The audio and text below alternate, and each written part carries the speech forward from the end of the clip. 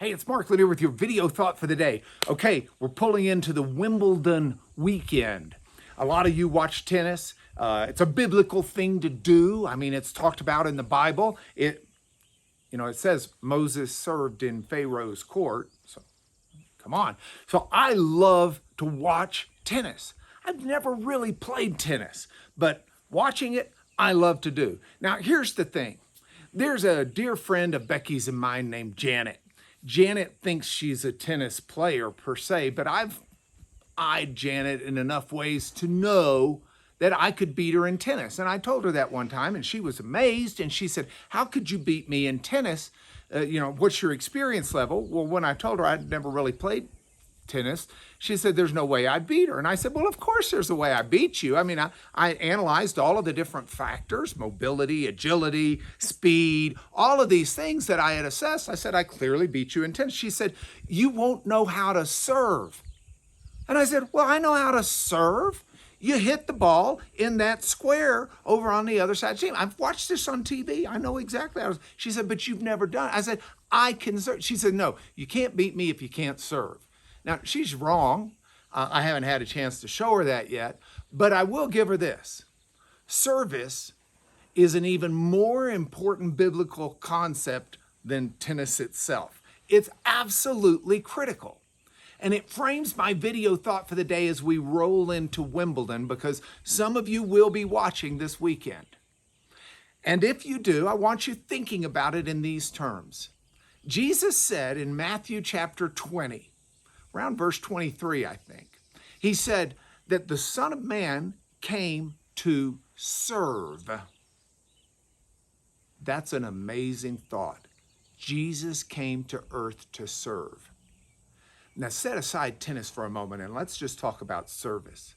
Our son gave me a book recently, a biography of Winston Churchill, and I found it fascinating that Winston Churchill had a level of service for him that we don't comprehend in where I grew up and where I live.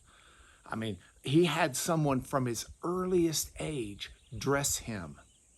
He never dressed himself. And he came from a culture in England where the aristocracy and the rich and the powerful had servants that did almost everything for them. And in America, we don't have that type of historical servant class. But what we do have is still people who make a living out of serving other people. We have people who basically fulfill that role. We have people who'll come in and clean our houses, some folks do. Some folks will have people who do any number of things for them at their job. A personal assistant at their job. I have Jan Manning, worked for us for 30 years, and she's just amazing at what she'll do for me at my office. I'm not very good at typing. I'm not very good at any number of things. Jan is there. Jan does it. Serving people is something that happens often, but it's never really happened where the rich and the powerful and the people in authority are actively serving those who are the have-nots, those who are the lonely, those who are the hurting, those who are fill in the blank.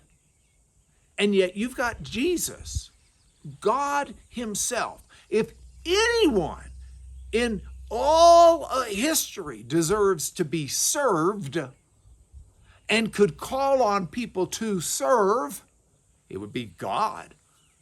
I mean, the president gets served.